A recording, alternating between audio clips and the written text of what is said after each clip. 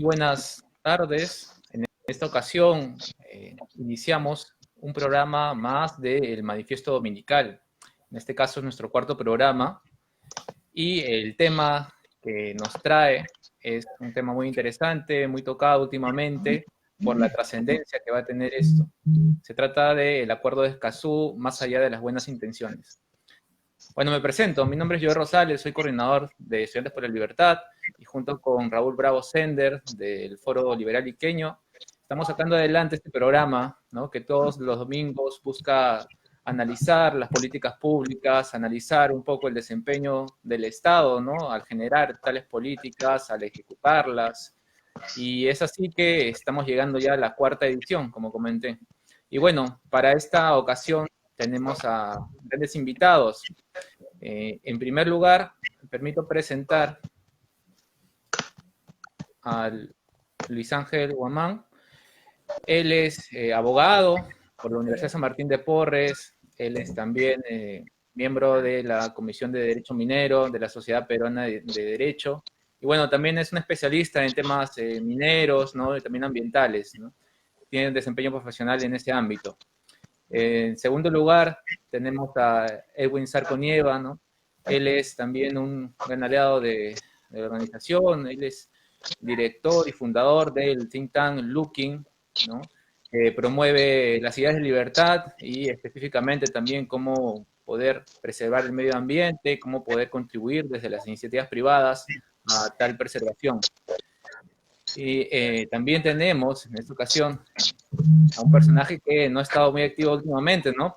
Por cuestiones de la pandemia, pero tenemos el agrado de contar con él, que es Vincent Dumortier, ¿no? Él es fundador de la editorial Liber y Libertas, y asimismo también fue traductor de una obra relacionada también algo con el tema de hoy, ¿no? Que es Memorias Minas y Canteras de Turgot, ¿no?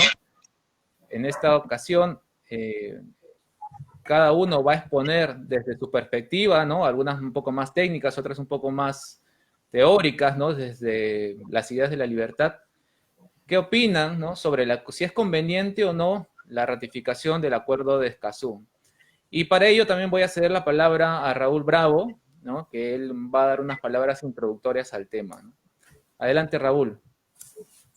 Bien, gracias Joel. A nombre de Estudiantes por la Libertad, Construyendo Libertad y el Foro Liberal Iqueño, queremos agradecerles en esta ocasión por contar con la presencia de grandes invitados.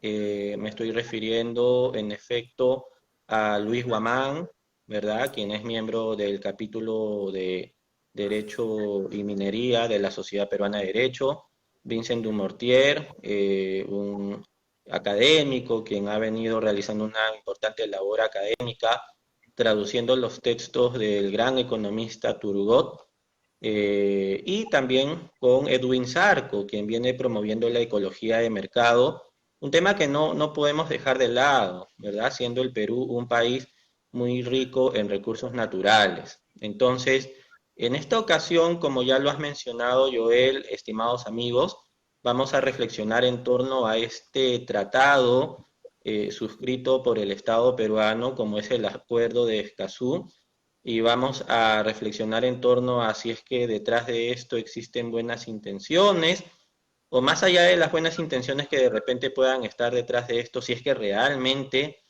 le conviene al Estado peruano adherirse finalmente a este instrumento internacional. Antes de ello, si me permiten, estimados amigos, invitados, solo para precisar algunos aspectos más que sustanciales, porque en el fondo, claro, precisamente para eso los hemos invitado a ustedes, para que nos precisen la conveniencia o no de que el Perú se adhiera a este tratado internacional. Eso ya va a ser materia de reflexión por parte de ustedes, el tema de fondo, pero simplemente vamos a precisar algunos aspectos de forma. Vamos a precisar algunos aspectos de forma. Para ello debemos pues remitirnos a lo que es el derecho de los tratados, ¿verdad? Y en el caso del Perú, los tratados se encuentran regulados en la Constitución Política del Perú, principalmente en 3 artículos. En realidad en más artículos, pero la Constitución destina específicamente los artículos 55, 56 y 57 para regular todo lo que se refiere a los tratados que celebra el Estado peruano. El artículo 55 de la Constitución establece que los tratados celebrados por el Perú forman parte del derecho nacional. Ahora, si nosotros nos preguntamos qué es el derecho nacional, es el conjunto de normas jurídicas que regulan la conducta de las personas y también los órganos del Estado. Evidentemente, este conjunto de normas, siguiendo las tesis de la jerarquía normativa, se presentan en una relación de jerarquía, precisamente, ¿verdad? La pregunta que debemos hacernos es, ¿cuál es el rango que ostentan los tratados dentro del derecho nacional? Y para ello debemos remitirnos al artículo 200, inciso 4 de la Constitución, el cual establece que procede la demanda de inconstitucionalidad contra todas aquellas normas que tienen rango legal. Y dentro de ese conjunto de normas, que la misma Constitución lo dice expresamente, que tienen rango legal, menciona expresamente a los tratados. O sea, nuestra Constitución ha establecido que los tratados dentro del derecho nacional ostentan rango legal, es decir, se encuentran por debajo de la Constitución. Ahora, doctrinariamente se vienen sosteniendo una serie de teorías que intentarían darle otros rangos a los tratados. Tanto así que, por ejemplo, los artículos 56 y 57 de la Constitución reconocen dos clases de tratados. Debemos tener presente que bajo nuestro sistema presidencialista, quien dirige la política exterior y en ese sentido quien está facultado a celebrar tratados, es el presidente de la República, quien encabeza al Estado como presidente también inclusive del gobierno, porque en el Perú tenemos un sistema bicéfalo en el cual el presidente de la República al mismo tiempo también es jefe de gobierno. Entonces, la regla se dice es que en principio los tratados, una vez que son suscritos por el Ejecutivo, son ratificados por el presidente de la República. Esa es la regla. Mientras que la excepción son ciertos y determinados tratados que por regular determinadas y específicas materias contenidas en el artículo 56 de la Constitución, una vez que han sido suscritos y antes de que sean ratificados por el presidente de la República, tienen que ser aprobados por el Congreso de la República. Son los tratados que versan sobre temas muy delicados como derechos humanos, soberanía nacional, jurisdicción, o que de repente puedan hacer inducir al Estado en obligaciones financieras que pueda asumir en el contexto internacional. Y esas materias son las que contempla el artículo 56 de la Constitución. Entonces, ya para concluir esta parte introductoria y luego ya pasar a la entrevista a nuestros invitados, en nuestro país tendríamos pues dos clases de tratados. Los tratados ejecutivos o administrativos, que cuando son suscritos son ratificados de frente por el presidente de la República, y aquellos tratados solemnes que aparte de ser suscritos tienen que ser aprobados por el Congreso y luego recién ratificados por el presidente de la República. Entonces, en el actual contexto, básicamente nos encontraríamos frente a un tratado que por tratar temas muy delicados que pueden comprometer la soberanía, los recursos del país, es por ello que se ha sometido, antes de que sea ratificado por el presidente, a la aprobación en el Congreso de la República. Y es precisamente lo que estamos promoviendo con este programa el día de hoy, la viabilidad, la conveniencia o no de que el Perú, o en todo caso nuestro Congreso, apruebe este tratado antes de que lo ratifique el presidente de la República.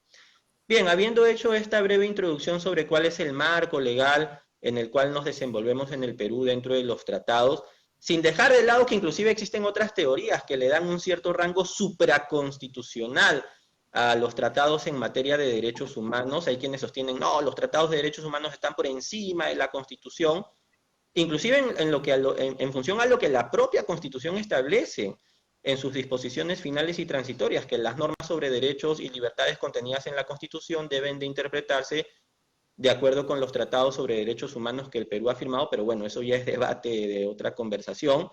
Abrimos el debate, y precisamente ya dando inicio a esta entrevista, abriríamos el debate, iniciaríamos en ese sentido con Luis Guamán. Luis, muchas gracias por tu presencia en el programa. Luego seguiríamos con Vincent Dumartier y finalmente concluiríamos con Edwin Zarco. Recordarles que la idea es plantearles preguntas abiertas y ustedes van a tener en promedio 20 minutos para poder responder. Luis, cuéntanos, tú desde tu experiencia como especialista en temas de minería, puedas de repente darnos una reflexión, tomando en cuenta, claro, que los minerales son recursos naturales. ¿Tú considerarías que este tratado, el Acuerdo de Escazú, vulneraría la soberanía nacional o colocaría al Perú en una posición un tanto desventajosa para poder aprovechar de manera racional, de manera eficaz y eficiente nuestros recursos naturales en el Perú? ¿Cuál es tu apreciación, cuál es tu lectura de este contexto, Luis? Te escuchamos. Gracias.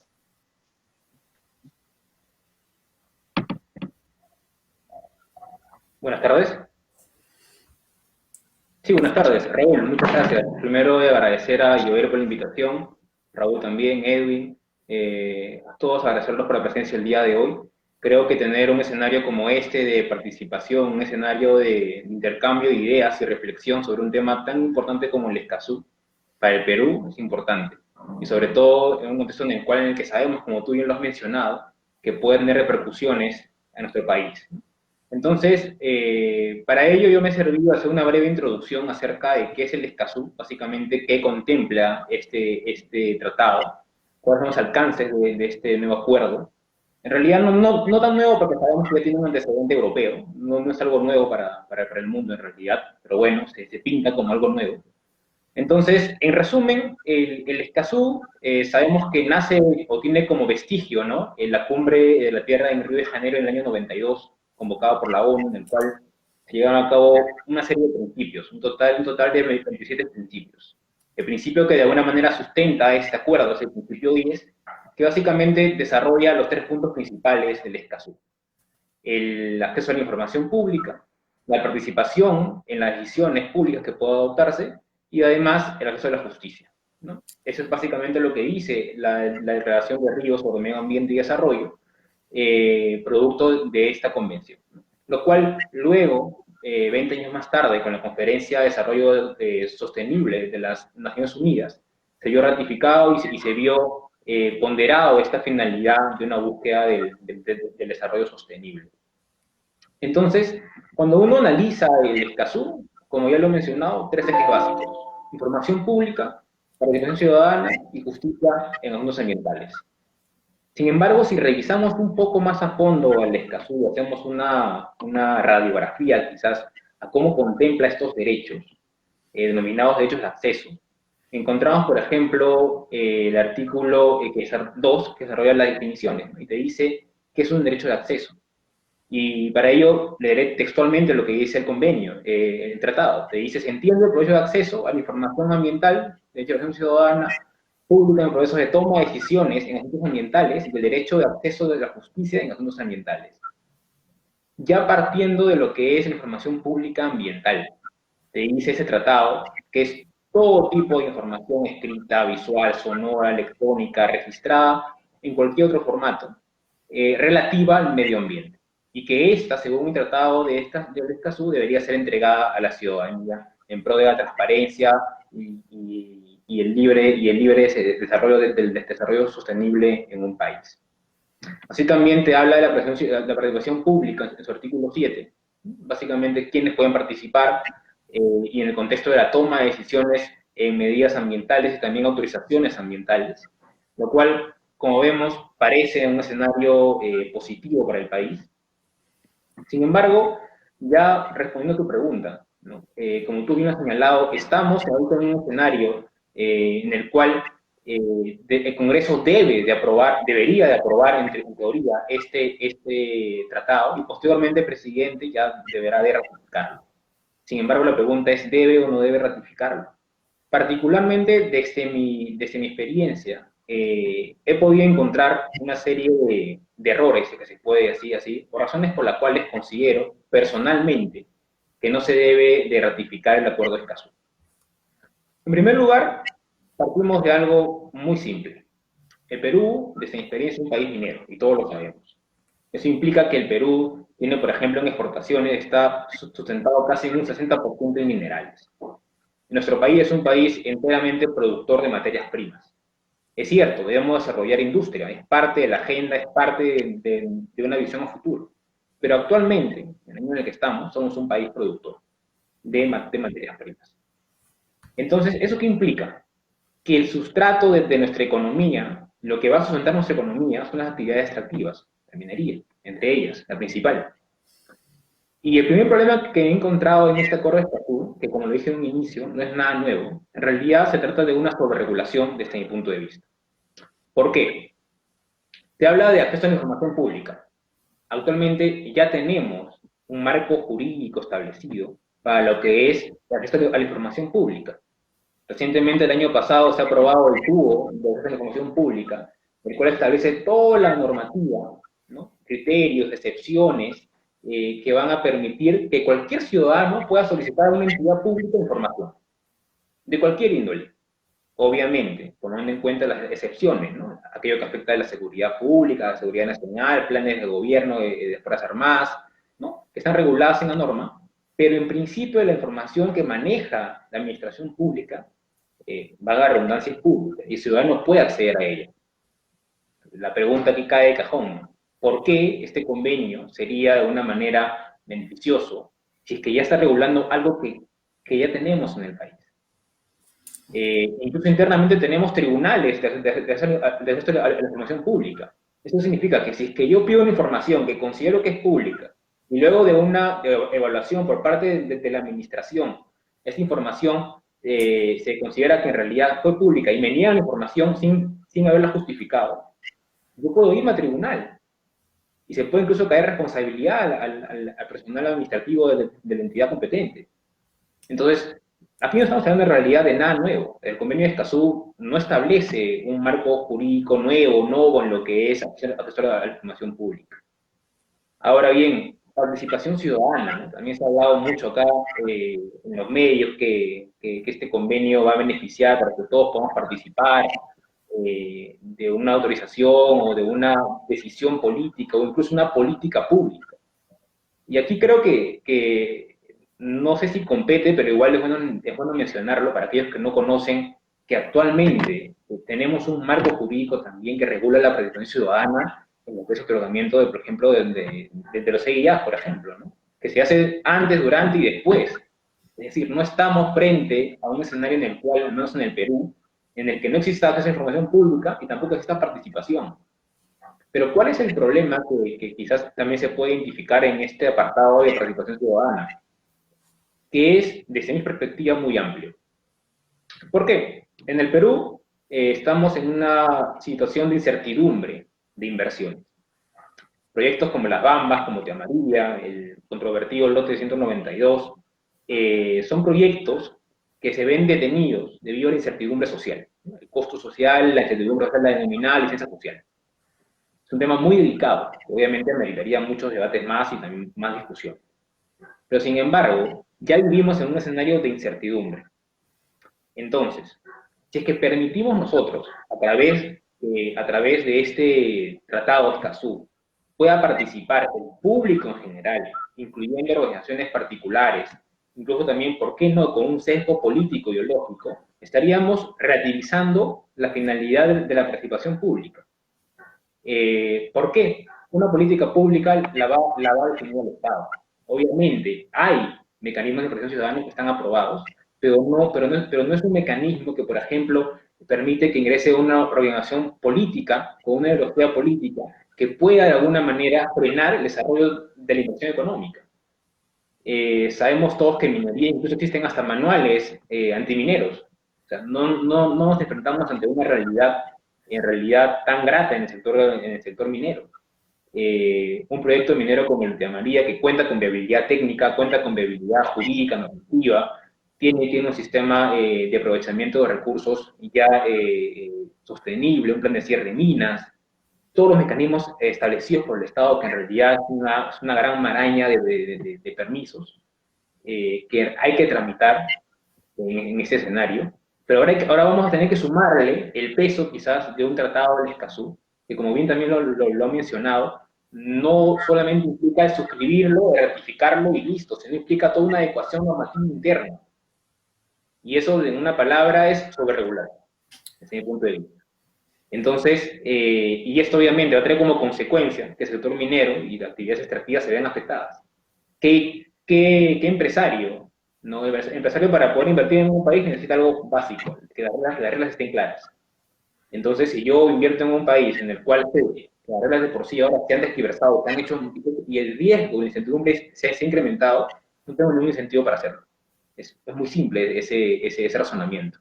Entonces, el Acuerdo de Escazú plantea esa posibilidad, y esa posibilidad es riesgosa. ¿Qué otro punto también se puede hablar acerca del Acuerdo de Escazú? El hecho de la acceso a la justicia, ¿no? Tenemos juzgados ambientales, tenemos mecanismos para poder acceder a la justicia en materia ambiental, administrativa y judicial incluso. Entonces, ¿qué es lo nuevo en este tratado? Se puede decir que hay un interés, quizás, como se ha dicho en muchas conferencias también y en muchos foros, intereses políticos detrás, intereses ideológicos también detrás, porque es extraño que nos presente un instrumento normativo que tenga 3 ejes principales que nuestro país ya lo regula. Y nuestros principales, por ejemplo, socios comerciales, Chile, Colombia, Brasil, no han ratificado el convenio de Escazú, ¿no? Es también curioso. ¿Qué países han ratificado? Tenemos a Bolivia, ¿no? Entonces, vemos aquí un sesgo, de alguna manera, que va más allá de los buenos fines que pueden aparecer en el Acuerdo de Escazú, a los cuales obviamente uno no está en contra. Nadie está en contra de la información pública, nadie está en contra de la protección ciudadana, nadie está en contra de la justicia ambiental, sino de las prácticas regulatorias que pueden entrampar el desarrollo de la inversión. Entonces, algo que también se puede ver acá bastante claro en el Acuerdo de Escazú es que ese tratado no contempla un derecho de reserva. Es decir, Estado peruano, si lo ratificas, te llevas todo lo que sea en el acuerdo, en todo el articulado, y no puedes hacer reserva respecto de ningún artículo. Y eso de un escenario como el Perú, que como ya lo he mencionado, es un escenario de incertidumbre para la inversión, que poco a poco tiene que ir solidificando políticas públicas en promoción a la inversión, es peligroso. Es rotundamente peligroso. Así también se puede ver acerca de las políticas públicas en las cuales van a participar de manera abierta, quizás todo en virtud a este Acuerdo de Escazú, organizaciones que pueden frenar, como les dije, grandes proyectos y también pueden intervenir. Por ejemplo, un tema importante es el tema del ordenamiento territorial, que también va a tener injerencia en este caso. Es decir, a partir de ahora, entre comillas, que se firma este Acuerdo de Escazú, ¿quién va a definir el ordenamiento territorial? Es algo tan importante porque va a definir las actividades económicas que se van a realizar en todo el territorio nacional. Entonces, hablamos aquí que se está entrampando, o se estaría entrampando de aprobarse el Acuerdo de Escazú, el libre desarrollo empresarial, creo yo, porque se pone una trampa más. Se estaría promoviendo la sobreregulación, se estaría generando mayor incertidumbre social y económica. Y básicamente ello, incluso también para comentarles, actualmente estamos en proceso de actualización de la Política Nacional del Ambiente, ¿no? Instrumento de más alta jerarquía internamente en materia ambiental, que ya regula también estos puntos, establece, hay que fortalecer la protección ciudadana, hay que promover el acceso a la información pública, ya establece los mecanismos, ¿no? Y está orientado en nuestra legislación interna para poder lograr esos fines. Entonces, ¿qué es lo que quizás no nos dicen del Escazú? ¿No? Ya he mencionado sobre la regulación, que uno puede leer, pero ahora, ¿qué es lo que no nos dicen sobre el Escazú? Y es que ahora los conflictos, los problemas que puedan haber producto de una contienda ambiental, van a ascender a una jurisdicción que ya no va a ser propiamente interna, sino internacional. Y obviamente, es cierto, el Acuerdo de Escazú establece internamente que un principio de que no vulnerar la soberanía de los estados. Uno lee el texto y te dice ello, y diría, oye, acá efectivamente no va a ocurrir nada. Pero en realidad, si es que nos ponemos en un escenario en el cual hay un conflicto ambiental, es decir, por ejemplo, como el Baguazo, por ejemplo, ¿no? O Te Amaría, o recientemente en Espinar, un tema social, podría escalar a un escenario ya internacional, no por derechos humanos, obviamente ya es elevado a esa categoría, pero por un derecho humano ambiental. Y esto generaría, en base al principio precautorio que pone también en riesgo que se vea aplicado por este convenio, la imposibilidad incluso de crear regímenes de excepción para el desarrollo de las actividades mineras. Por ejemplo, sabemos que la minería en el Perú no es solamente gran minería, es también mediana y pequeña minería. Y la pequeña minería tiene determinados regímenes de excepción para poder formalizarse y poder desarrollarse dentro del marco de la legalidad y cumplimiento de también ambientales. Pero este marco legislativo para la pequeña minería es un tanto más ligero, porque está orientado a la promoción de la formalización. Sin embargo, este acuerdo establece que no se va a poder bajar la valla ambiental. Mi pregunta es aquí, ¿qué hacemos con estos pequeños mineros? Estaríamos estableciendo también la posibilidad de un régimen de excepción. Entonces, en resumidas cuentas, para tampoco superar el tiempo que se me ha asignado, considero que el convenio de Escazú el tratado de Escazú es un tratado que no aporta nada nuevo al Estado, más bien puede traer incluso problemas al Estado, al Perú en sí mismo. No regula algo que no esté regulado en nuestro país. Y la pregunta es simple, ¿por qué deberíamos suscribir o ratificar un instrumento si es que ya tenemos internamente el marco jurídico aplicable para poder ponderar estos fines? Y lo único que falta internamente es quizás ir en búsqueda de la eficiencia en lo que es la protección ciudadana, en lo que es la información pública, ¿no? El generar un mecanismo, el promover ese mecanismo de transparencia internamente, porque ya lo tenemos. Quizás una política, por ejemplo, las APPs permiten una colaboración empresa privada y Estado para el desarrollo tecnológico y la investigación. Si se quiere promover investigación y productos en materia ambiental para que la gente conozca de ello, hay que hacerlo. Tenemos el mecanismo, ¿no? Tenemos el mecanismo de las APPs, por ejemplo. Y yo al menos no conozco, no he visto, por ejemplo, una APP, a pesar que ya no me lo permite, orientada al desarrollo de la investigación tecnológica únicamente. O sea, tenemos mecanismos. El tema es que no los utilizamos. Resumidas cuentas, esa es mi posición respecto del Tratado de Escazú. Considero que no se debe de ratificar porque no amerita realmente algo que incremente la calidad, incluso ambiental, del país, porque ya contamos con los mecanismos actuales. Muchas gracias. Muy bien, te agradecemos, Luis, por tu participación. Muchas gracias, Luis, por tus respuestas, por tu participación. Muy interesante lo que has precisado, en efecto. En ese sentido, Luis, tú que ves temas mineros, ¿verdad?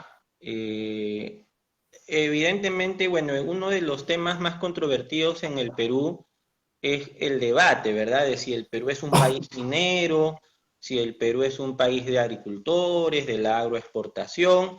¿Cuál es tu lectura de esto? Por cuanto en el Perú uno de los mayores motivos por conflictos sociales es el del manejo de los recursos naturales y en especial los conflictos sociales que se presentan entre el aprovechamiento de los recursos mineros frente a las comunidades campesinas y nativas. Evidentemente todos tienen derecho, ¿verdad?, a realizar sus actividades económicas, de aprovechamiento de los recursos naturales, pero ¿tú crees que este debate, esta confrontación entre oro no, agua sí, economía frente a la vida, es un debate que debemos llevarlo al extremo, de repente de sacrificar las actividades mineras en beneficio de otras actividades, o también de repente sacrificar esas actividades en beneficio de la actividad minera? ¿Cuál es tu impresión de todo esto? ¿Consideras que el acuerdo de Escazú un poco se parcializaría en ese aspecto, de repente con sectores, digámoslo en estos términos, menos favorecidos, teniendo en cuenta que las leyes no deben ponerse del lado de nadie y simplemente tratar a todos por igual? ¿Cuál es tu impresión respecto a esto, Luis? Muchas gracias. Es una muy buena pregunta. Y es que en realidad el debate no puede ser blanco y negro, ¿no? No puede ser un debate de agua sí y oro no, porque en realidad la actividad, al menos minera, si bien es cierto, muchos años antes, ha cometido quizás temas de contaminación, producto de la falta de tecnificación, producto de la falta de legislación, del conocimiento, ¿no? En temas ambientales, el cuidado y la preservación. Y igual también en el caso social, existe esa falta, quizás existió esa falta de llegada. Pero actualmente, al menos en lo que respecta a gran minería, se cumple incluso con estándares más altos de lo que el Estado internamente puede establecer, ¿no? Tenemos los ISOs internamente que las empresas mineras cumplen. Entonces, este escenario, este debate entre oro sí y agua no, no es tan blanco y negro como se plantea. Estamos en un escenario de la política nacional del ambiente que promueve el hecho de la economía circular, ¿no? El libre desarrollo sostenible de una empresa, sin afectar el medio ambiente o generando un crecimiento también económico, pero sin perjudicar para el futuro, ¿no?, de ese medio ambiente, ¿no? Entonces, es cierto, las controversias que pueden existir en el sector minero, probablemente dichas, no son producto de quizás de que exista un desconocimiento o un aprovechamiento a las comunidades necesariamente, a menos no de parte en sí misma de las empresas, no considero yo, y lo puedo mencionar como lo personal, que efectivamente existe mucha politización en lo que respecta a la minería. Cuando uno va a una unidad minera y conoce el conflicto de cerca, se da cuenta que los actores no son solamente la comunidad y empresa minera, sino está detrás una ONG ambientalista, está detrás un partido político quizás de izquierda, está detrás otros fines, cuyo único fin no es el cuidado de la comunidad o el cuidado del medio ambiente, ¿no? Es quizás el llegar al poder a través de una contienda o de un carro de batalla que puede ser el cuidado ambiental y el cuidado de la comunidad, que bueno, lo vemos, y se aprovechan quizás de ese clamor que puedan tener las comunidades para lograr sus fines, y esto lo que hace es acrecentar, pues, ¿no?, estos conflictos, porque se ha vuelto incluso rentable tener un conflicto minero. O sea, ya no es en realidad un tema netamente de que uno está vulnerando la cosmovisión de la comunidad, de que uno vulnera el derecho con su cosmovisión respecto de las tierras de las comunidades. En realidad lo que existe es un aprovechamiento hacia las comunidades por parte de terceros interesados, y que en suma van con la minería, y obviamente jamás van con la contienda y a un acuerdo, sino más bien a imponer intereses que de alguna manera van a frenar o pueden frenar la actividad minera. Ejemplos tenemos varios, ¿no? De Amarillo es un gran ejemplo. Entonces, yo creo que este acuerdo obviamente abre la puerta a que esto se pueda fortalecer. Se fortalece el hecho de la participación necesariamente de estas ONGs, la participación de estos grupos políticos que tienen fines muy alejados de lo que realmente es el cuidado ambiental y el cuidado y la preservación de las comunidades. Tiene fines totalmente distintos. Y esto es lo que básicamente permite el acuerdo, o permitiría el acuerdo de Escazú, abre la puerta a ello. Entonces, yo considero por ello, ¿no?, una vez más, que el acuerdo de Escazú no es tampoco la solución como la venden en los foros ambientales, ¿no? Te dicen, el acuerdo de Escazú es un hito en la historia. Es cierto, es un hito en la historia porque, en teoría, lo que hace subir es elevar a categoría de derecho humano, de tema ambiental, para irse a la Corte de la Haya, pero internamente no viene a ser un hito porque ya tenemos las normas que en realidad regulan y protegen. Los conflictos se van a solucionar, creo yo, en la medida que exista una actuación responsable por parte de la empresa minera, que entienda en la empresa minera, en la actividad minera, que la única forma de solucionar un conflicto no es, por ejemplo, hacer un desembolso de dinero. Eso no soluciona un conflicto. Eso lo que hace es, básicamente, decirlo de manera coloquial, tapar la herida y dejar que luego la herida se siga purificando. Y luego, 2 años más tarde, otro conflicto, y otro conflicto, y otro conflicto. Y lo que haces es presentarlo. No generas continuidad, no hay una visión, desde mi punto de vista, una visión a futuro. No hay una visión a futuro de cómo solucionar un conflicto, cómo realmente gestionar un conflicto.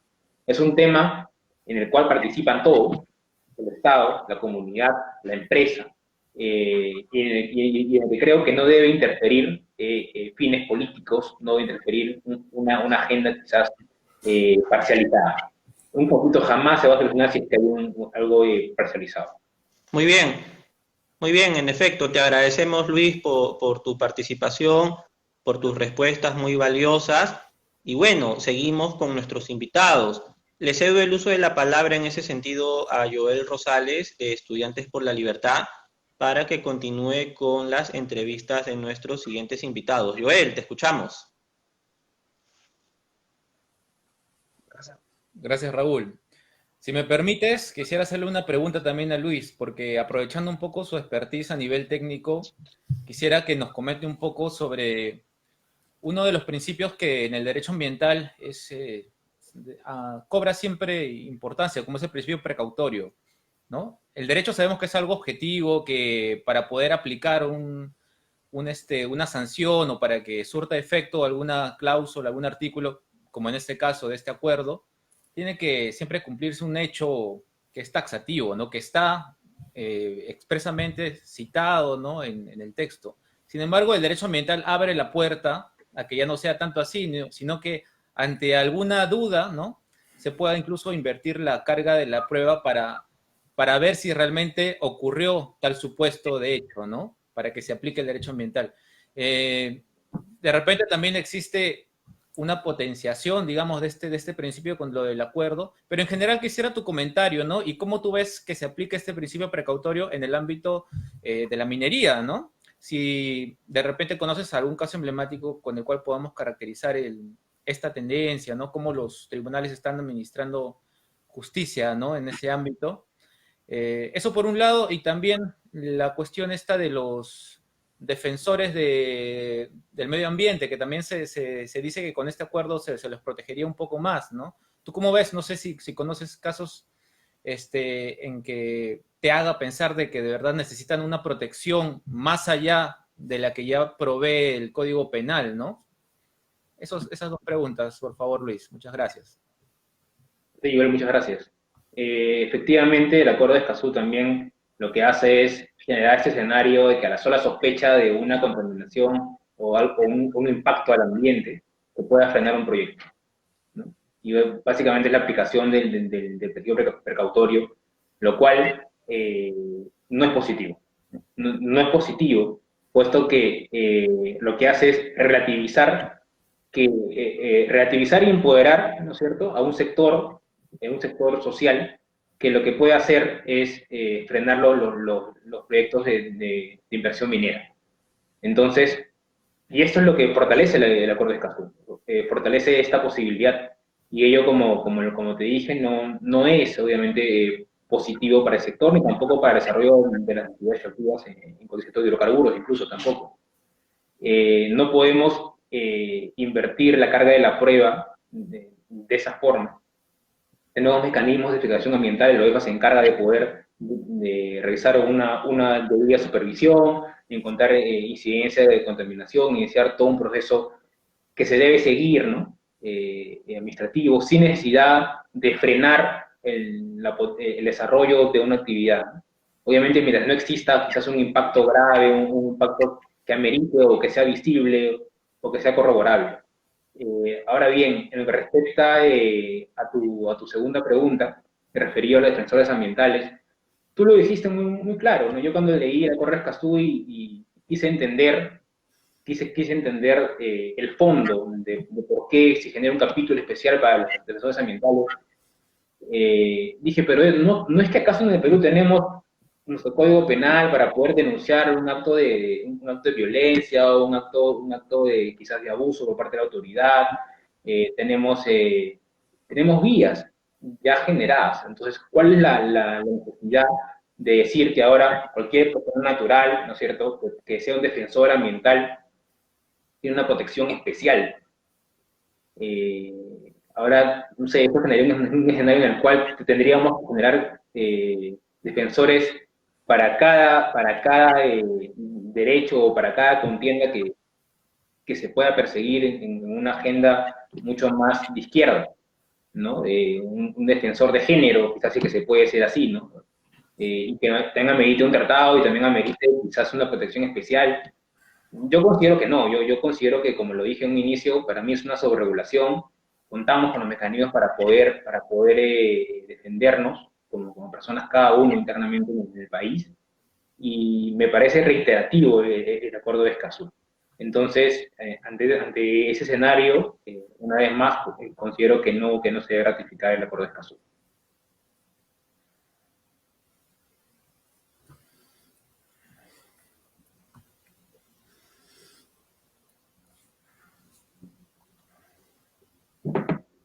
Bien. Ahora sí, muchas gracias, Luis, de todas maneras, por tu participación. Me comentaste que creo que tenías un compromiso, no hay ningún problema, te podemos dispensar si es que ya tienes que retirarte. Si no, también al final del programa, como siempre, vamos a recoger algunas preguntas. Nada, gracias nuevamente, Luis. Ahora, quiero dar el pase al segundo panelista, el segundo entrevistado de hoy. Como ya anunciamos, es Vincent Dumortier, ¿no? Vincent nos va a comentar un poco más ya a nivel también de las ideas de la libertad, ¿no? Un poco también comentar en general el tema esto de ratificar acuerdos, tratados, este tipo de derecho internacional, ¿no? Que es generado pues por este conjunto de estados, ¿no? Bueno, sabemos que al fin y al cabo los que tienen ahí la voz cantante, el poder, son los que pertenecen al Consejo de Seguridad, ¿no? Digamos, hablando en temas de la ONU, ¿no? Tratados a nivel de ONU. También hay tratados a nivel regional, ¿no? Como, por ejemplo, la Convención Americana de Derechos Humanos, ¿no? Pero obviamente, digamos que es de una segunda categoría. Este acuerdo de Escazú, bueno, es un tratado, sí, internacional. Y sobre eso quisiera arrancar la entrevista, Vincent. ¿Tú qué opinas en general? Estos acuerdos que dicen, prometen proteger, garantizar, ¿no? De una mayor manera, digamos, ¿no? Ciertos derechos humanos, o en este caso también los derechos ambientales, ¿no? ¿Tú crees que en realidad cumplen lo que dicen? ¿Tú crees que la naturaleza, por el contrario, es nociva, es perversa hablando ya de los individuos, ¿no? Y de su desenvolvimiento? Dale, Vincent, bienvenido. Hola, buenas noches a todos. A ver, yo había preparado rápidamente un pequeño PowerPoint. ¿Me vas a comentar si lo ven, si comparto mi pantalla? Sí, ahorita te digo. Compartir y yo voy. Ya. Bueno, yo quisiera replantear primero la pregunta que se hizo al inicio, que planteó Raúl, que es de saber si es conveniente al Estado peruano de suscribir a Escazú. Yo me voy a poner en un otro marco, que es de saber si conviene a los ciudadanos peruanos que el Estado peruano suscribe al acuerdo de Escazú. A mí, que le conviene o no al Estado, no es algo que es muy relevante. El tema para mí es de saber si, para empezar, para mí y después para mi familia y para mis amigos y para la población de Perú en general, es interesante que Perú suscriba al acuerdo de Escazú. Y bueno, voy a hacer un spoiler y al toque voy a decir que yo considero que no. Yo considero que no porque básicamente, bueno, el acuerdo de Escazú es algo nacido, como ya se planteó, en seguimiento de lo que fue acordado en Río en 1992 y es sostenido por las Naciones Unidas. Yo globalmente creo que cualquier acción que están sostenidas por las Naciones Unidas están condenadas al fracaso. Están condenadas al fracaso, lo digo por experiencia básicamente. No confío mucho en las Naciones Unidas para solucionar problemas Y en el marco específico de Escazú, y cuando me dicen que es el seguimiento de Río de 1992, en 1992 yo era Pulpín y de ahí con mucha confianza en el futuro basado en las instituciones internacionales. Nunca escuché que el medio ambiente supuestamente tendría tanto problema como hoy en día. Entonces no sé qué han hecho las Naciones Unidas durante 28 años. Pero a modo general, de toda manera, las Naciones Unidas, si se quieren meter en temas ambientales, yo pienso que va a terminar como termina en todos los otros casos. Para mí las Naciones Unidas es prácticamente una convocatoria a la caricatura. Ellos mismos lo hacen y los dicen, y está muy cómico o tragicómico que ellos mismos promocionen eso. Y como hablo de hacer caricatura, bueno, vamos a ver unas de las caricaturas que son las Naciones Unidas para que entendamos de cuáles organizaciones estemos hablando. Entonces, por ejemplo, las Naciones Unidas promueven los derechos humanos y tienen funcionarios, nombran países o funcionarios que son representantes en el tema, por ejemplo, de derechos humanos. ¿Quién fue elegido recientemente? Nicolás Maduro. Nicolás Maduro ahorita es un miembro, Venezuela y su presidente, es un miembro del Consejo de Derechos Humanos. No sé si hay que reír, no sé si hay que llorar, no sé qué están persiguiendo como ideas, pero como una suerte de ad hominem, no puedo tomar en serio la ONU cuando a Nicolás Maduro como un miembro del Consejo de Derechos Humanos.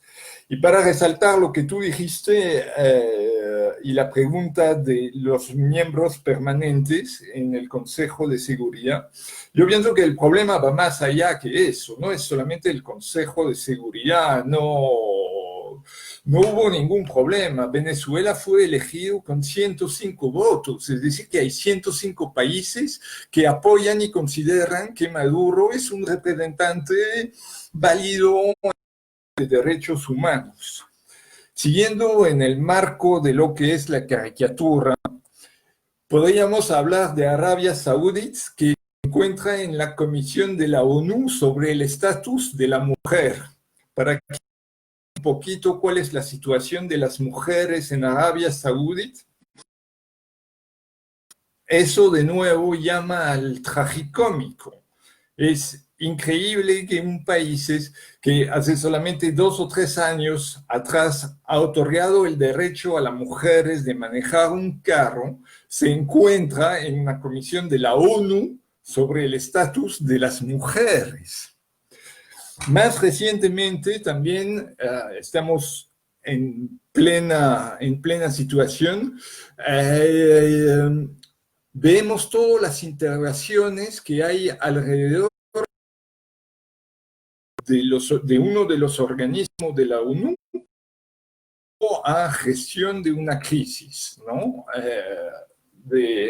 El actuar globalmente de la OMS, cuestiones básicamente relacionadas a su director.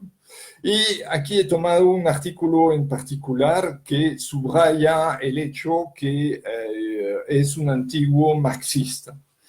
Lo que pasa es que la ONU es una organización que contiene un montón, en realidad, Luis ya habló de eso, de este sesgo hacia la izquierda. Toda la ONU está, a mi parecer, totalmente plagado con este sesgo, ¿no? Sesgo de izquierdistas, supuestamente progresistas, pero de progreso no hay nada en realidad.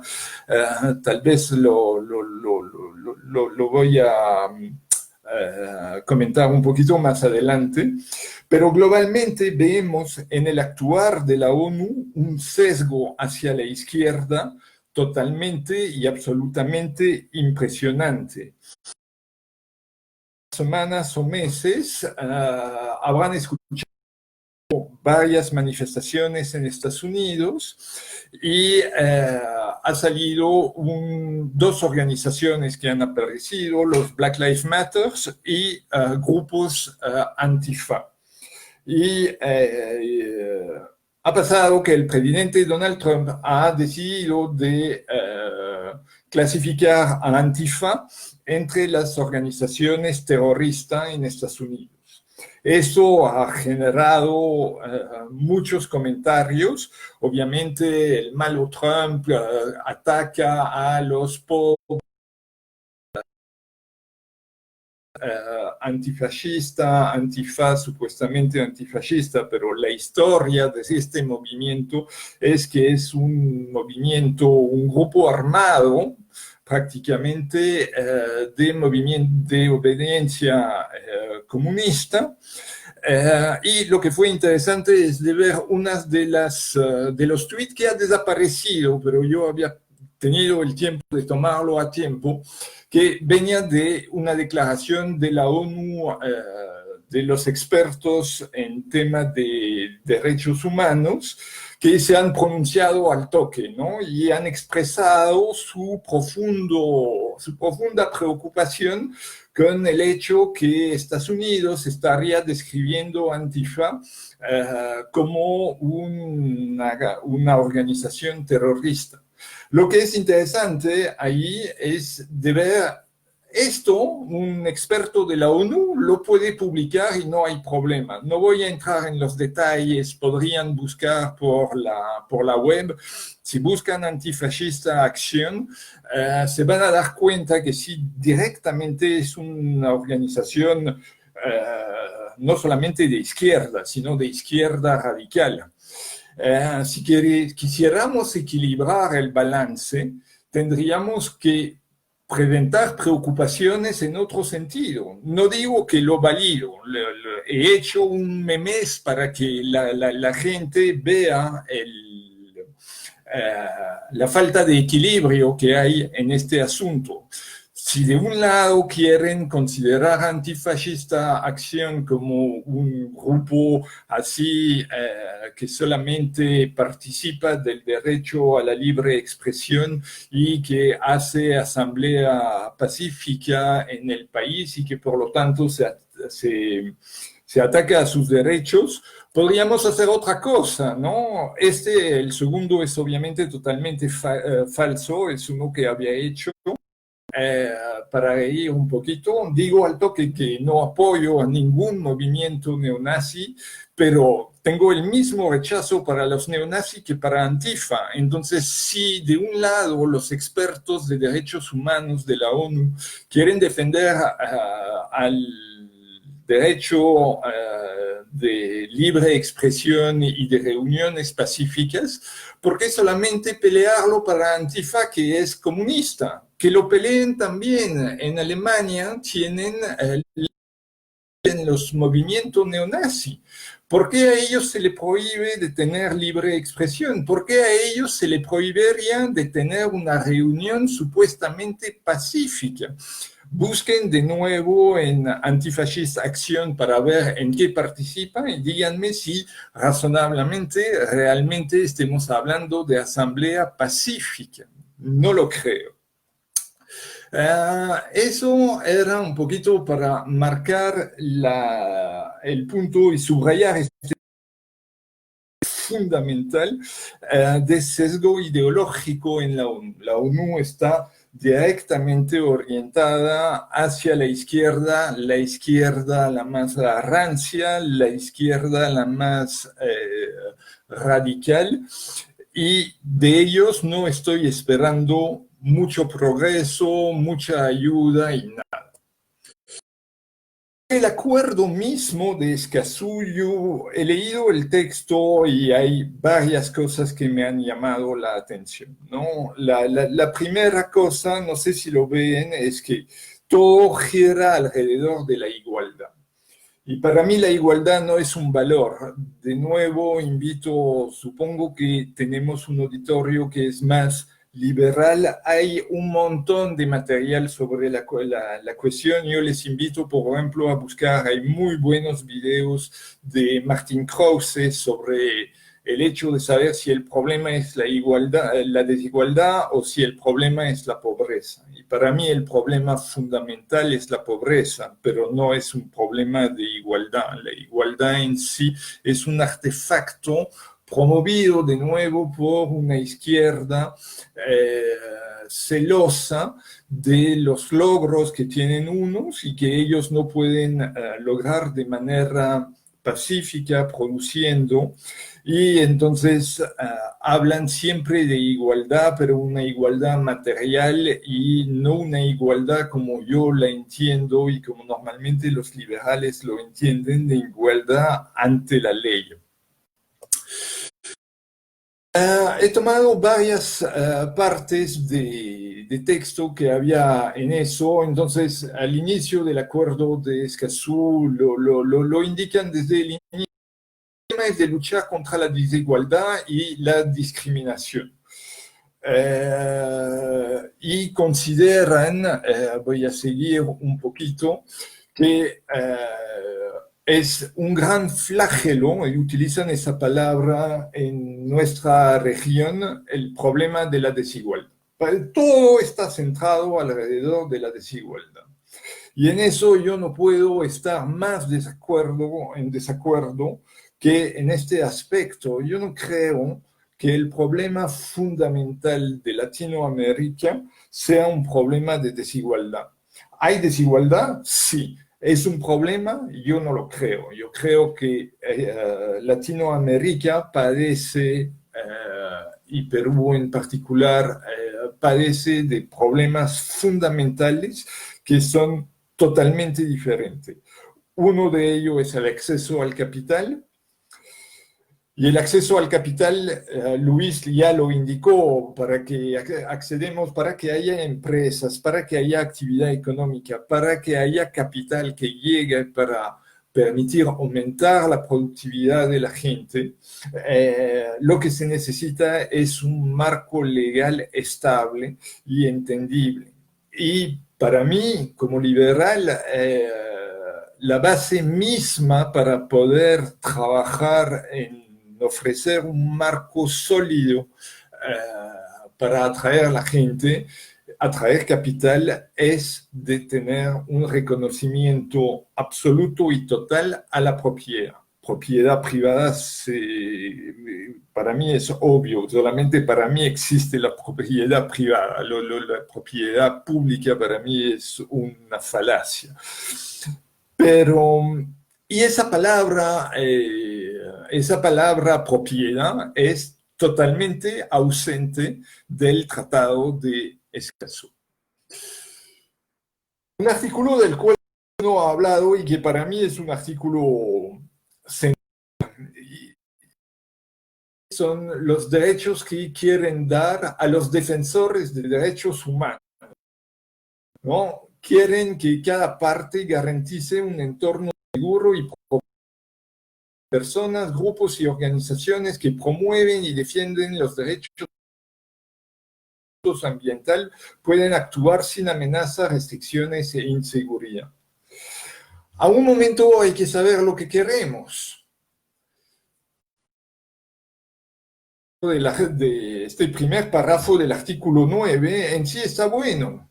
Pero ¿por qué limitarlo solamente a las personas que defienden los derechos humanos en asuntos ambientales? Eso es un derecho que todo ciudadano en el Perú y en Latinoamérica deberíamos tener. Entonces, ¿qué quieren o qué pretenden crear? ¿Privilegios para unos? ¿De qué estamos hablando? Después, en la segunda parte, y eso vamos a ver un poquito en práctica lo que es, hablan mucho del tema de tener libertad de opinión y expresión, quieren el derecho a circular libremente y los defensores ambientales quieren un montón de derechos para ellos. Y digo para ellos, he tomado dos citaciones, no sé realmente a quién se puede atribuir la frase, pero que es bien conocido, ¿no? Para mis amigos todo, para mis enemigos la ley. Y yo pienso que básicamente es de eso que se trata Escazú.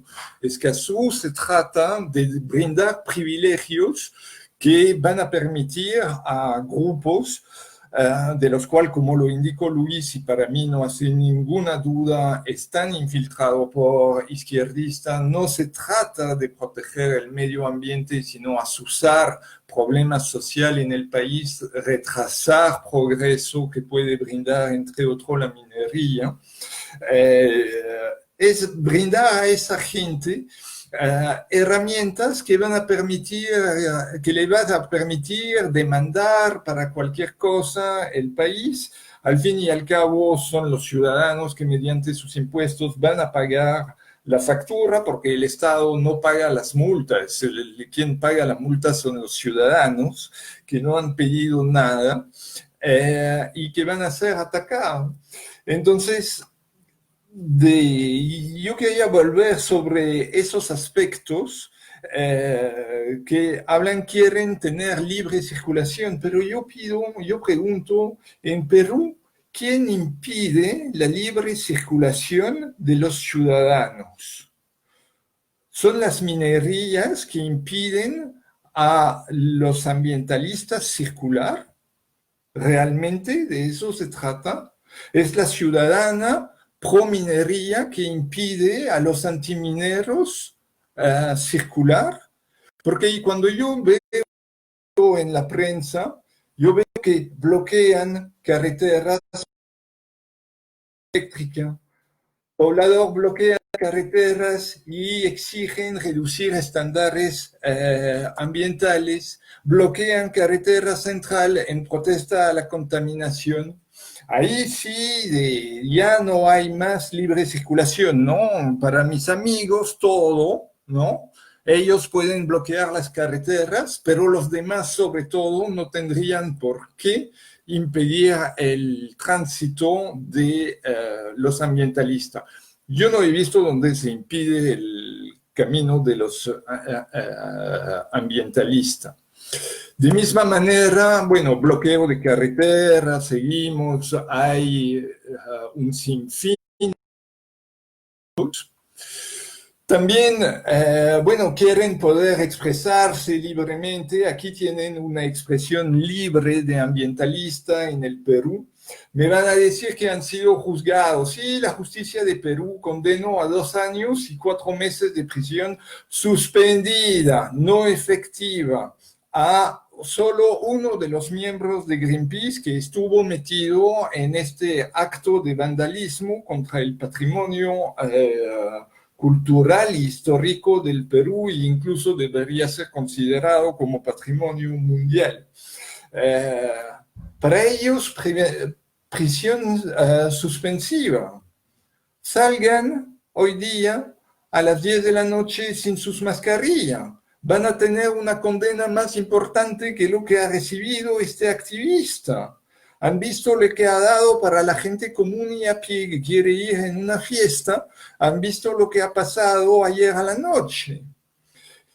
¿Qué ha pasado a esa gente de Greenpeace? Nada, lo han pasado piola, no intervino la policía, la gente ha tomado su avión y se ha ido fuera del país y no le pasó absolutamente nada.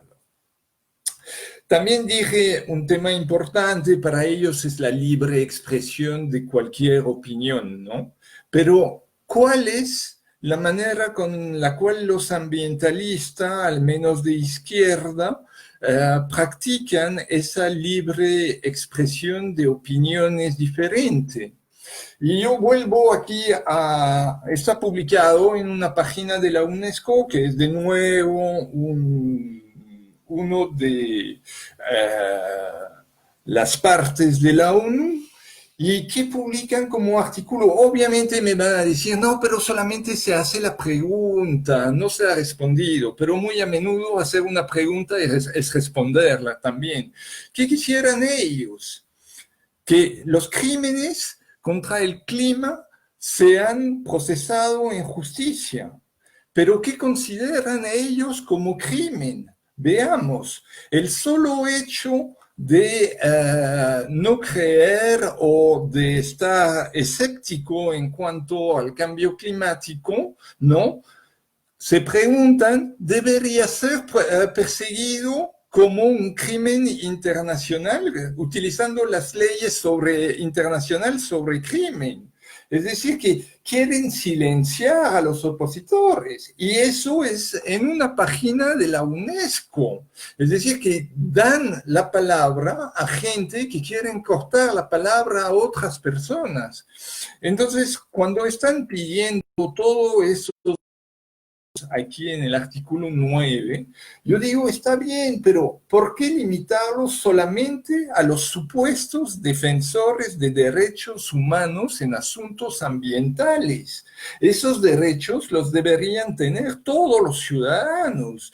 La ONU no debería estar promocionando, incluso en un artículo bajo el esquema de supuesta pregunta, la idea de silenciar a la gente o de perseguirlos mediante leyes internacionales porque tienen una opinión distinta sobre asuntos climáticos. Eso no tiene sentido.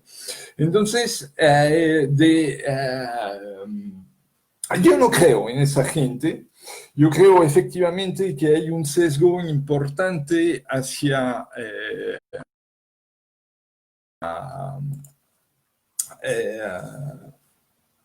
a ver, ¿dónde estoy? Aquí estoy. Yo creo que sí, definitivamente hay un sesgo muy, muy importante de la ONU hacia la izquierda, obviamente de todas las organizaciones que supuestamente luchan para los derechos humanos y el medio ambiente, salvo el PERC, pero eso le voy a dejar a Edwin. Pero a la excepción notable del PERC, cuando vemos los activistas en medio ambiente, este sesgo izquierdista es totalmente presente. Yo comparto la preocupación de Luis en el hecho que obviamente este acuerdo de Escazú va a generar solamente... va a duplicar lo que existe, pero en la pila de platos que van a tener que limpiar las empresas antes de poder actuar, habrá un plato más.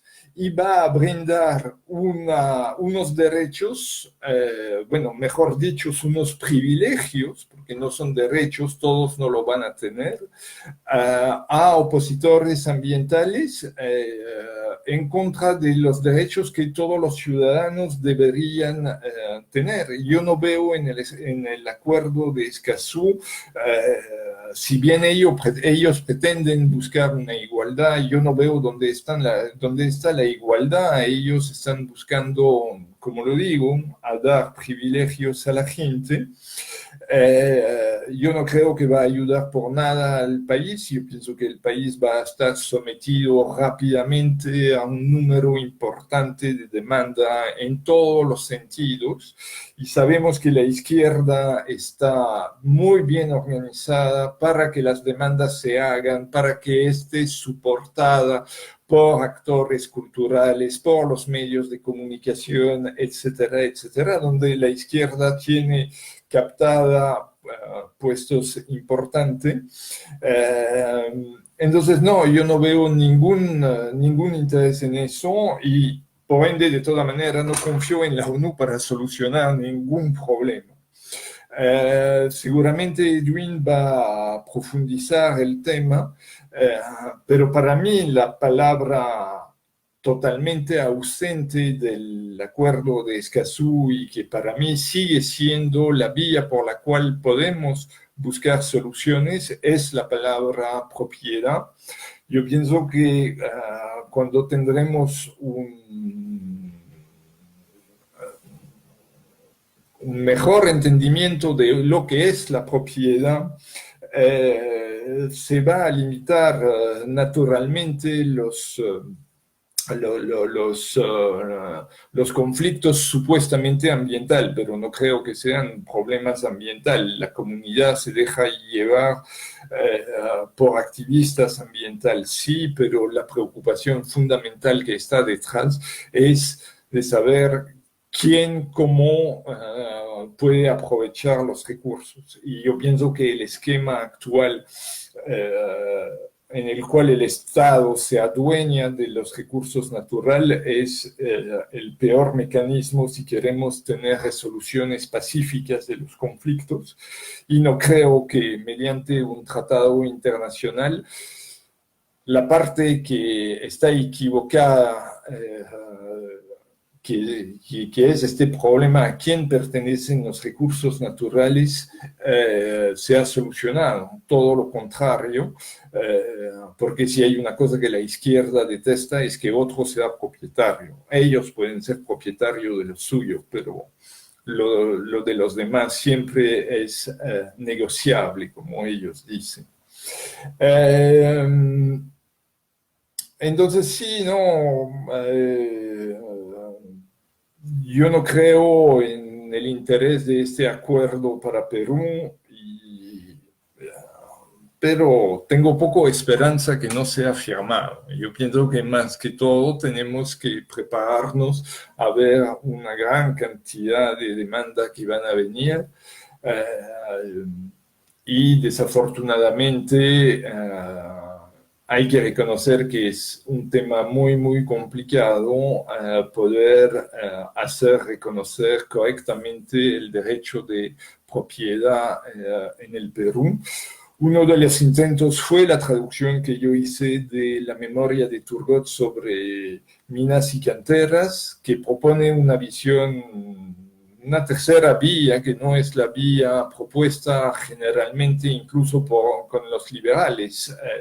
En eso, si vemos grandes figuras de promoción de la idea de cambiar el esquema de propiedad del subsuelo, pienso en particular a Hernando de Soto y también a Enrique Gersi. Bueno, para ellos el tema sería de otorgar la propiedad del subsuelo al propietario del suelo, lo que en parte podría solucionar unos conflictos, pero que para mí tendría otros efectos negativos más importantes aún. Y sigo defendiendo la idea básicamente de Turgot que el subsuelo debe pertenecer a quien lo pone en valor, punto. Con eso voy a terminar, no quiero gastar mucho más tiempo en las intervenciones, no sé si hay preguntas en particular, espero que he dejado mi posición clara y ya. Muchas gracias, Edwin. Vincent, muy interesante. Quiero darle el pase ahora a Raúl, que tiene ahí unas cuantas preguntas para ti.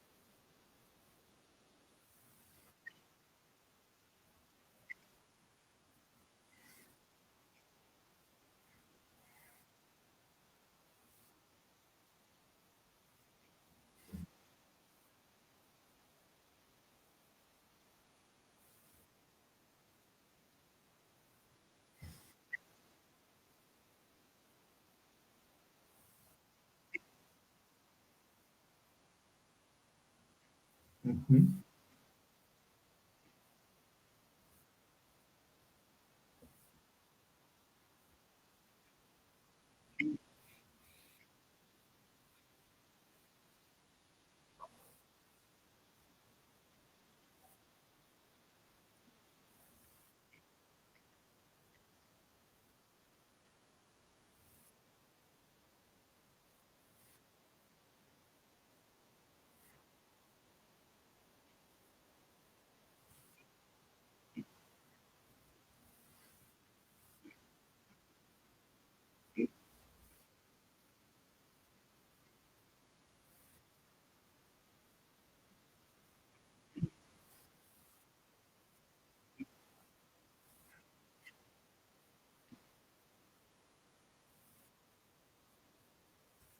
Sí.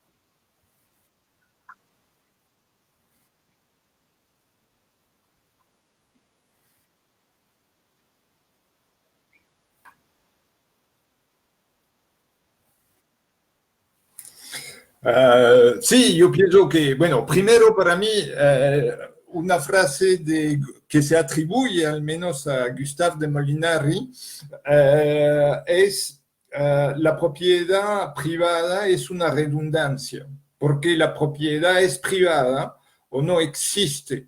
Y lo que se llama propiedad pública es solamente una propiedad robada, es decir, que a alguien se le impide o se le ha confiscado o alguien que podría pasar naturalmente ser el propietario legítimo de algo se encuentra impedido de convertirse en dueño de los recursos. Yo pienso que bajo el esquema que plantea Turgot en la memoria sobre minas y canteras, sí, definitivamente, el sistema de adueñamiento de los recursos naturales por individuos, bueno, individuos se entiende, bueno, individuos o colectivos o asociaciones o accionistas o, bueno, todo ende, natura, figura, persona natural o jurídica, pero que no sea estatal, yo pienso que sí sería siempre más efectiva. Lo que tú mencionas es interesante y hace más interesante todavía, yo pienso, la proposición de Turgot en la materia, es que tú nos indicas que el artículo 66 de la Constitución que indirectamente no dice que el Estado es dueño de los recursos, pero básicamente vela para su supuesta buena gestión, se hace bajo la tutela del Estado. Este sistema lo hemos heredado de la época colonial, es decir, básicamente en un sistema real o un sistema de colonia, pero que depende de una corona. Lo interesante del texto de Turgot es que él habla al rey de Francia, que estaba confrontado al mismo problema. Entonces, el argumento va a la raíz del problema y Turgot en su libro demuestra que incluso para el rey, incluso si el rey busca a tener una suerte de, vamos a llamarlo, canon, diezmo, impuestos, etc., pero Turgot muestra que el régimen de propiedad privada es siempre superior al actuar de un Estado.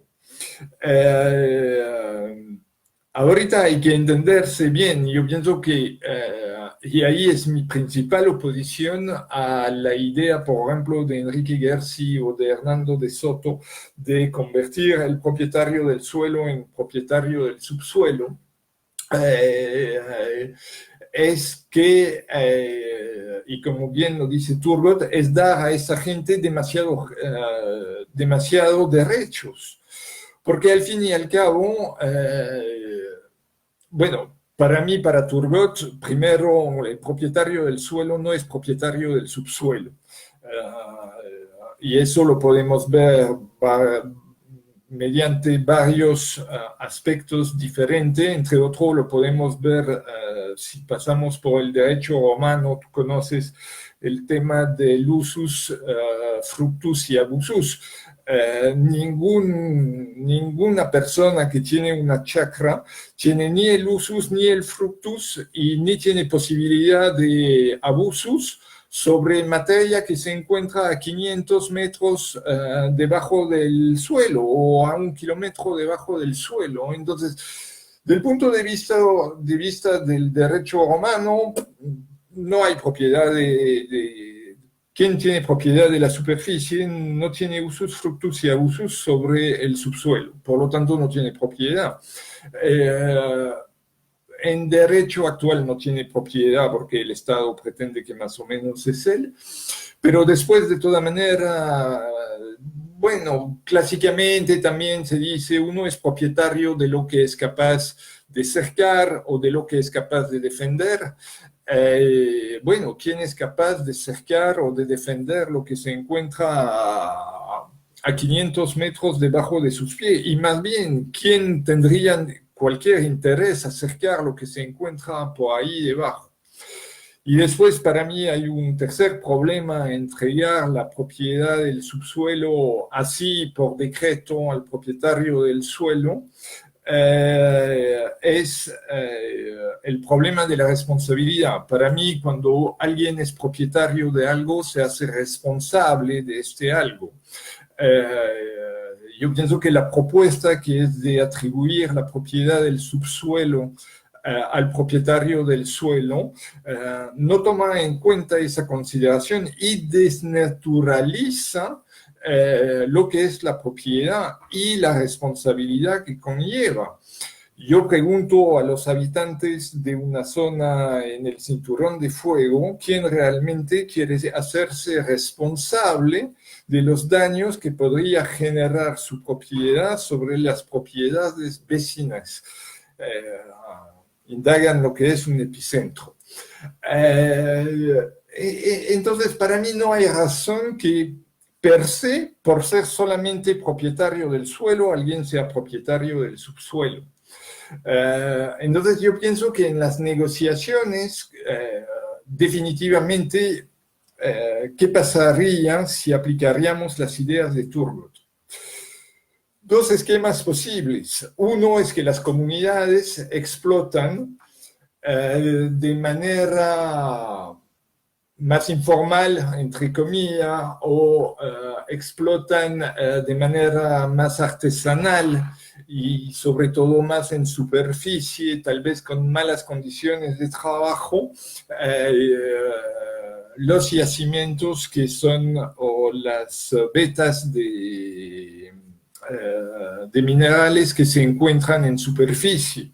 Pero va a ser complicado por falta de recursos, etcétera, que bajen a, no sé, explotación que pueden bajar a 500 o 600, bueno, hay más. En Sudáfrica hay minas que van hasta casi 2 kilómetros de profundidad.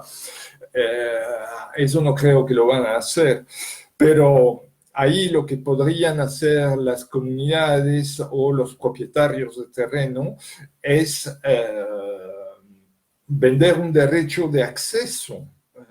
Tú quieres pasar sobre mi propiedad para acceder a lo que se encuentra abajo, bueno, págame. Y ahí que haya una libre negociación de precio entre partes para lo que representa. Pero para mí la gente no es propietario per se de lo que se encuentra ahí abajo. Eso no existe. Yo pienso que sí, ahí de toda manera la propiedad es más eficiente.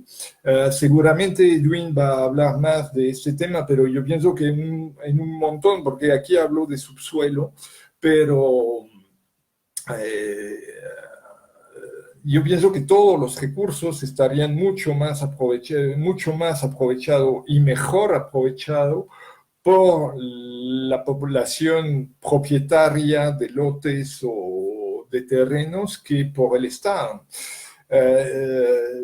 Bueno, siempre se habla de Perú, país minero, pero para mí una gran sorpresa es de ver el diminuto tamaño del sector forestal en el presupuesto, en el PBI peruano.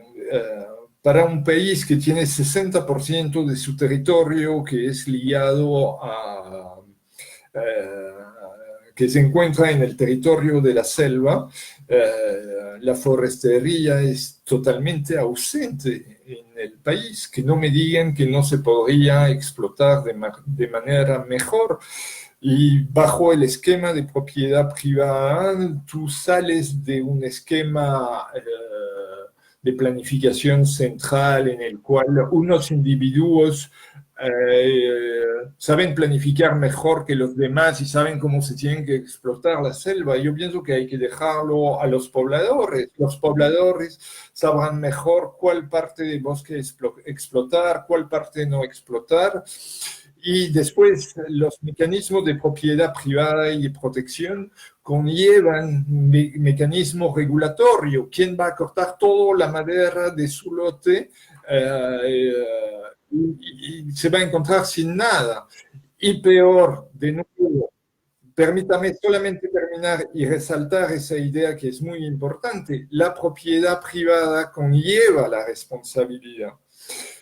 Es decir, que en el bosque, y eso es un otro grande problema en Perú en particular, no voy a hablar para todo Latinoamérica, pero para Perú en particular es un gran problema, es el problema de la responsabilidad. No hay nadie en este país que uno se haga responsable y la justicia no hace responsable a los responsables. ¿En qué voy? Por ejemplo, si tú tenemos tú y yo dos lotes vecinos. Tú decides explotar tu terreno cortando a blanco todo el terreno, 10 hectáreas. Cortas todo, dejas el suelo así desnudo. Vienen lluvias, la mitad de tu terreno se va llevado por las aguas y invade mi terreno. A la hora actual, porque no tenemos un sistema de justicia tan débil, yo no voy a tener manera como poder hacerte responsable de los daños que tú generaste a mi propiedad. Y eso para mí son aspectos centrales. Y de nuevo, insisto, y con eso termino, cuando Escazú pretende que el problema es la desigualdad en la región, yo pretendo que el problema es doble, es la falta de propiedad y la falta de responsabilidad que conlleva la propiedad.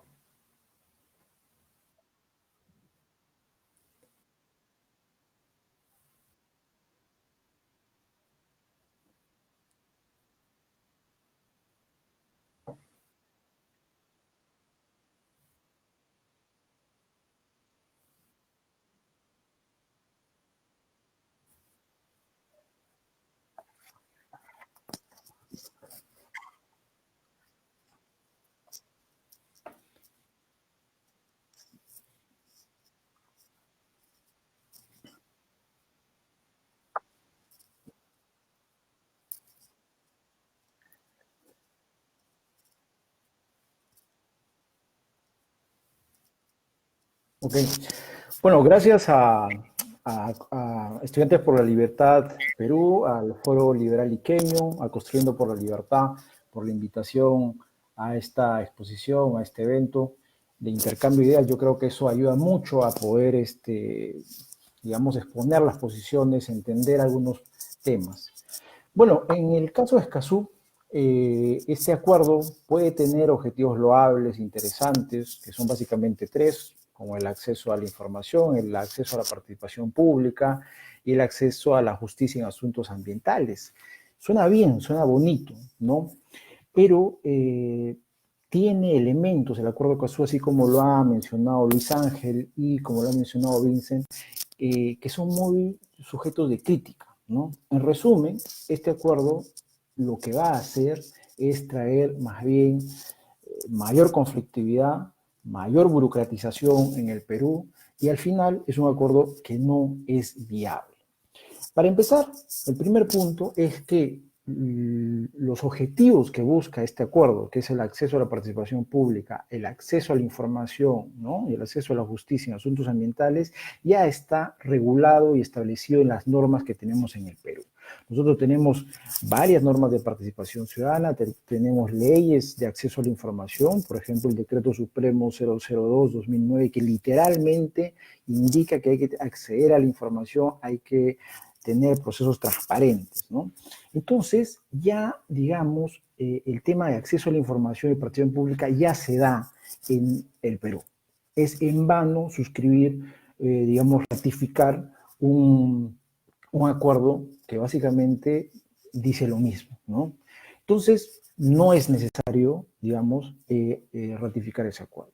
Lo que más bien haría ese acuerdo es causar más daño, causar una burocratización, ¿no? en la Amazonía, porque ahí están los pueblos indígenas en su mayoría, no solo en la Amazonía, sino en varios lugares del Perú, porque los artículos que establece este acuerdo son bien nocivos, crean incentivos perversos, ¿no?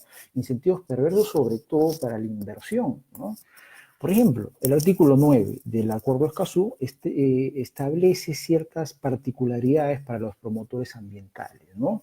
Que los promotores ambientales deben ser protegidos, no deben, digamos, deben tener ciertos derechos especiales, ¿no? Y esto, la verdad, es un aspecto que puede traer pues, muchas controversias y mucho daño al Perú, porque no establece los criterios quién es un defensor ambiental. Bajo ese esquema, varias personas que están en contra de la inversión pueden sujetarse a ese artículo y ponerse la etiqueta de defensores ambientales y al final parar muchas inversiones. Porque hay que entender que en el Perú hay muchas personas, muchas organizaciones que están en contra de la inversión privada, de las empresas, inclusive de la inversión de los propios peruanos, ¿no?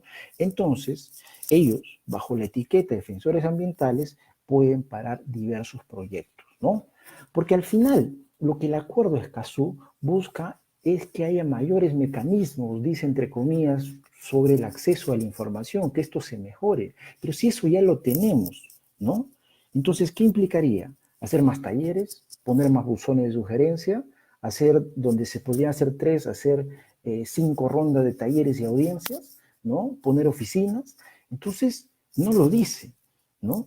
Entonces, al final, lo que crearía sería un incentivo perverso para los empresarios, porque los empresarios peruanos, emprendedores que quieran desarrollar carreteras, hidroeléctricas, proyectos de gas, proyectos de agricultura, se sentirían, digamos, intimidados ante esta oscuridad que crearía el Acuerdo de Escazú.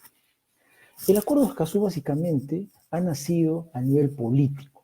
Vincent ya lo ha dicho, a partir de estas reuniones que hacen Naciones Unidas. Esto empezó en el 1992 con la Declaración de Río y básicamente el Acuerdo de Escazú se liga a la Declaración número 10, ¿no? Que promueve la información. Pero estos acuerdos nacen pues en estas reuniones políticas para ver al medio ambiente como que de arriba hacia abajo. Y eso está mal.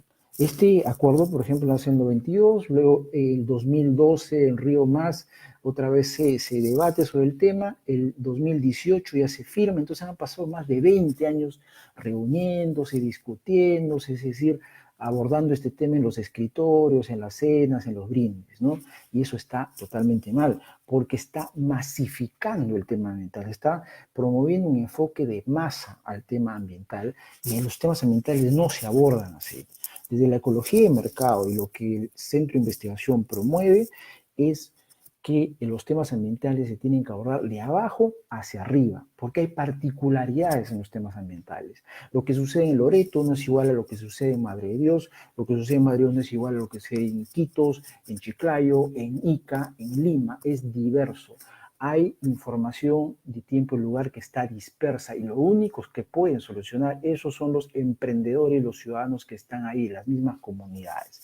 Entonces el tema ambiental no se aborda de arriba hacia abajo como se viene abordando ahora bajo enfoques de desarrollo sostenible. Eso está totalmente mal y es por eso que este acuerdo no es aplicable a la realidad. Lo que sí está pendiente en temas ambientales es definir los derechos de propiedad. Uno, si va a la Amazonía y visita las comunidades no tienen planos, no saben cuáles son sus hitos, y es por eso más bien que son vulnerables, ¿no? Porque ya sea mineros informales o cultivos ilícitos invaden sus tierras, empieza a haber conflictos, se matan, y eso es lo que sucede. Esa es la razón de la muerte de muchos defensores de sus propios territorios. El acuerdo de Escazú no va a resolver eso. Entonces es un acuerdo banal, es un acuerdo inaplicable, es un acuerdo político de escritorio y de salón, pero no es un acuerdo que se, digamos, amolde a la realidad. En ese sentido, lo que debemos, digamos, abordar es trabajar, estudiar y definir los derechos de propiedad. Ese es nuestro gran pendiente. Hemos abandonado nuestras comunidades indígenas que están en la Amazonía, hemos abandonado nuestra Amazonía, tenemos que llevar prosperidad ahí a través de definición de derecho de propiedad, a través de impulsar proyectos, ya sea de gas, de carreteras, ya sea hidroeléctricas, ¿no? Entonces, digamos, el enfoque va por otro lado, ¿no? Por otro lado es donde se resuelven los problemas ambientales, es decir, de abajo hacia arriba, y lo que el Acuerdo de Escazú está haciendo es solamente impulsar una agenda política que no es viable para el Perú. Gracias.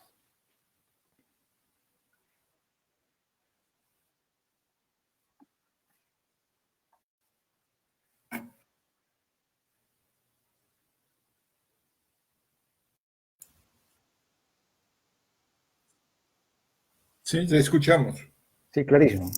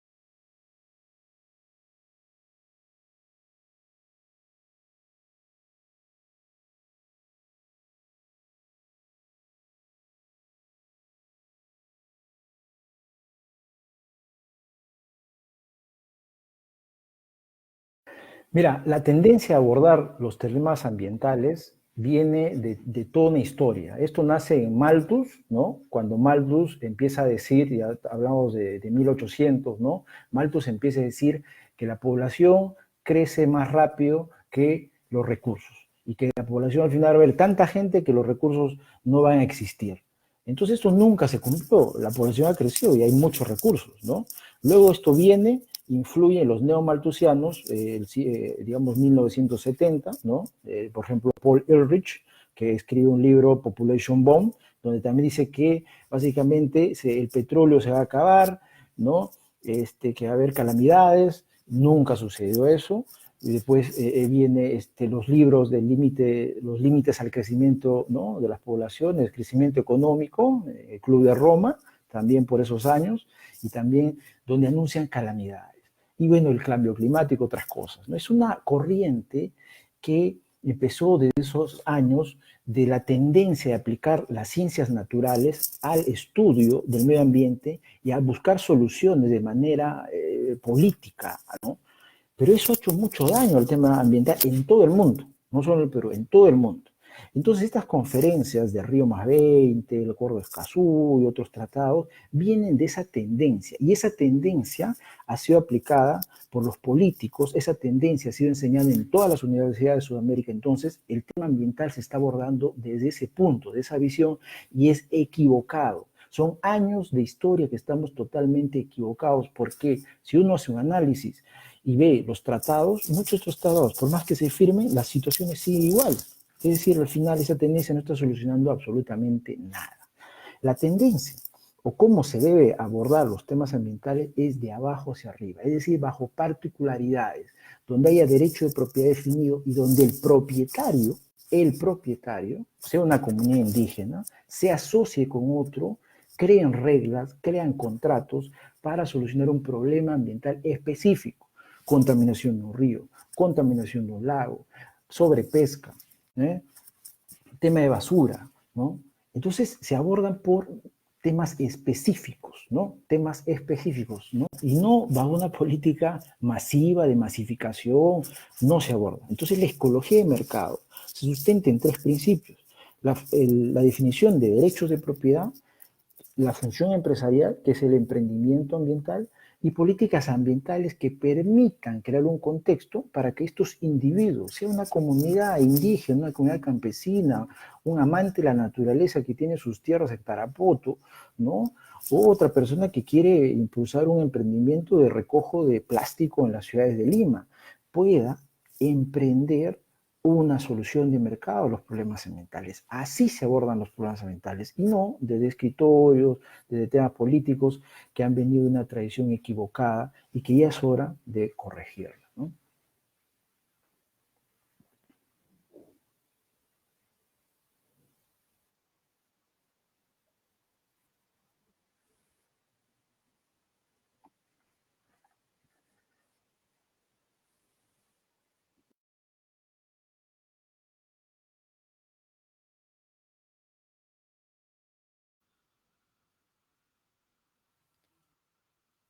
Sí, estimado Raúl. ¿Me escucha, verdad? Ya, rápidamente voy a compartir mi pantalla para poder compartir una novedad, como tú dices. En este caso se trata de los amigos del Centro de están sacando adelante un programa más, ¿no? En su edición, ¿no? A tres voces se llama, ¿no? Es un formato de entrevistas.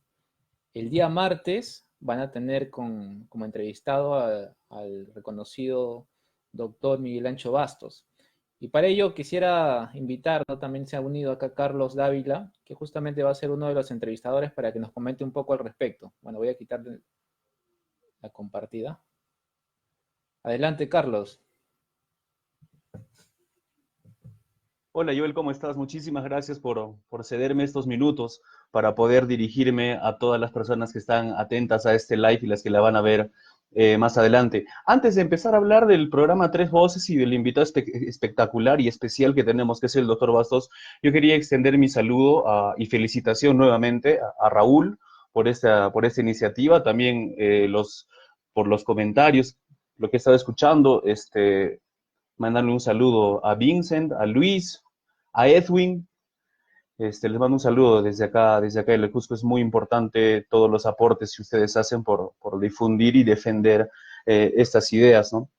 En particular, sobre el programa A Tres Voces, tal cual lo ha mencionado Joel, es un emprendimiento del Centro de Estudios Liberales, es un proyecto que tenemos dentro del CEL, y lo que hemos estado haciendo estos últimos meses es tener invitados internacionales para analizar las diferentes problemáticas. Hemos hablado con personajes de Uruguay, de Argentina, de España, y pues ahora tenemos el agrado el día martes de hablar con el doctor Miguel Ancho Bastos, día martes 25, desde las 9 de la mañana, a través de la página del Centro de Estudios Liberales. Y el tema que vamos a tocar es tan interesante como el que ustedes estaban tocando hasta hace un instante. Nosotros lo que vamos a hablar con el doctor Bastos es básicamente si algunas políticas públicas que han tomado los gobiernos en función a la pandemia, en función a esta emergencia sanitaria internacional, han transgredido o no los derechos individuales, ¿no?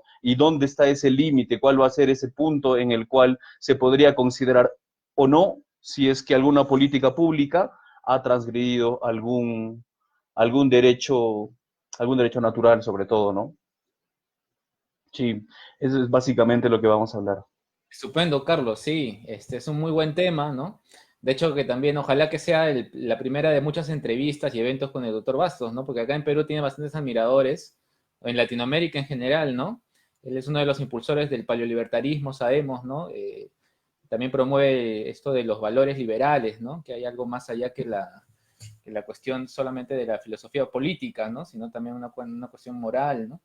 Y Sí, el es doctor muy Vasos interesante. también es profesor de gestión pública en la Universidad de Santiago de Compostela y justamente él hace el análisis que hace un instante justo Edwin que estaba hablando, o sea, de las soluciones particulares, no de soluciones de tipo general, o sea, y ahí el doctor habla mucho acerca del policentrismo, ¿no? Que justamente va a ser los involucrados son las mismas personas que están ahí, ¿no? Los que están más cerca a la problemática y son definitivamente el lugar donde van a partir las mejores propuestas y soluciones.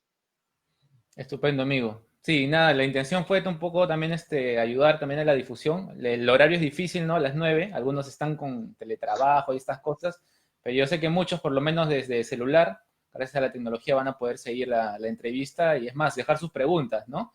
Creo que recogen las preguntas de Facebook también al final, ¿verdad?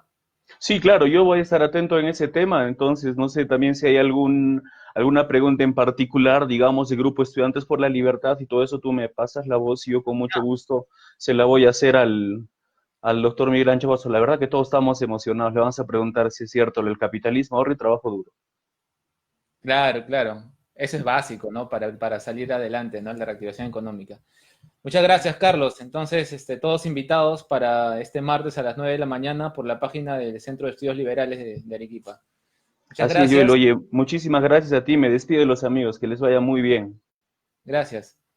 Te cedo la palabra, Raúl, ya para las reflexiones finales.